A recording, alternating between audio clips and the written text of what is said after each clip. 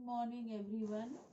I am Mrs. Parvati Kumari from Marwari college Ranchi. Inter first year के students के लिए subject history. बच्चों, पिछले क्लास में मैं आप लोगों को अपना इंट्रोडक्शन दे चुकी हूँ। आज मैं फर्स्ट क्लास ले रही हूँ। मेरा पहला चैप्टर है चैप्टर 7।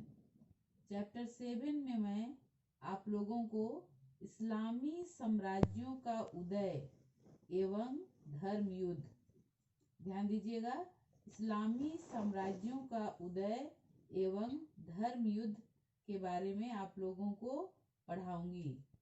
इसमें इंट्रोडक्शन में आप लोग देखेंगे किस प्रकार इस्लाम धर्म का जन्म अरब प्रायद्वीप में स्थित मक्का में हुआ।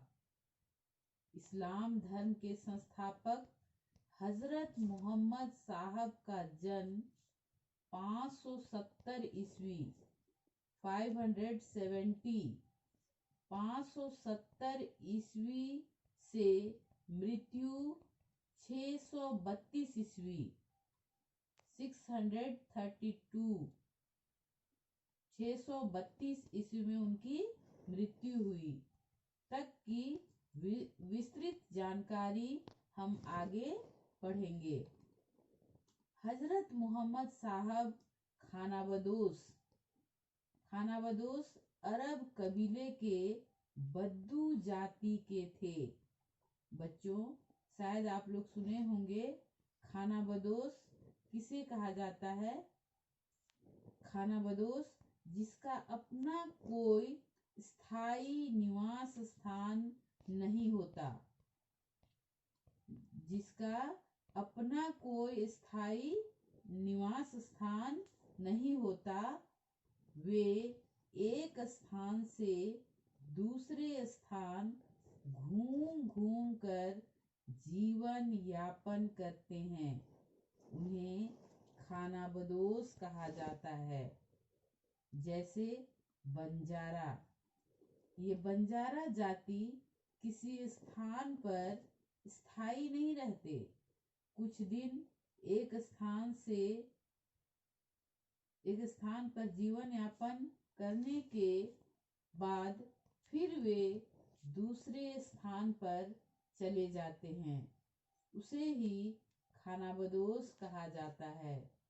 कई बार प्रश्न पूछा जाता है खानाबदोश के बारे में।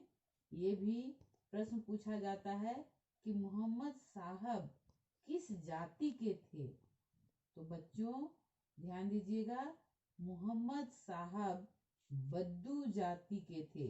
बद्दू जाति जिनका कार्य होता था व्यापार करके अपना जीवन यापन करना।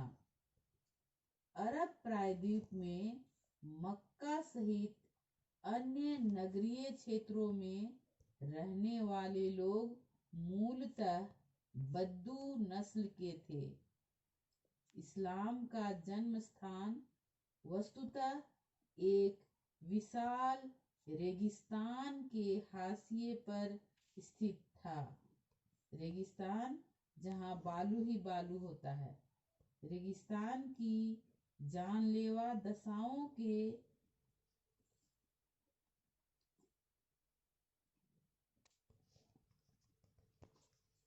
काशय बद्दू जाति के लोग अत्यंत सादी जिंदगी जीने के अभ्यस्त थे।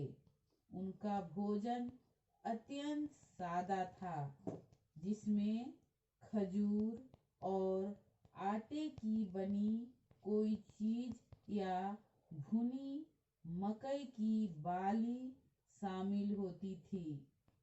इसे वे पानी के अलावा बकरी या ऊंटनी के दूध के साथ लेते थे। अपनी आर्थिक आवश्यकता की पूर्ति एवं रेगिस्तान की जानलेवा दशाओं से बचने के लिए बद्दू जाति के लोग अक्सर उपजाऊ क्षेत्रों पर हमला करते रहते थे। इस विषय में एंगेल्स ने लिखा है, ठीक मंगोलों की तरह बद्दू समय समय पर अन्य स्थानों पर हमले करते रहते थे। असीरियाई साम्राज्य एवं बेबीलोन साम्राज्य की स्थापना भी बद्दू कबीलों ने की थी, ठीक उसी जगह जहां आगे चलकर बगदाद की खिलाफत का उदय हुआ। बेबीलोन साम्राज्य के संस्थापक कल्दियाई आज भी उसी इलाके में खालिद नाम से जाने जाते हैं। इस्लाम के जन्म के कारण मक्का एक प्रमुख धार्मिक व आर्थिक केंद्र बन गया। मक्का दुनिया के प्राचीनतम नगरों में से एक है। कुछ लोग इसे बाइबिल का मीसा नगर भी कहते हैं।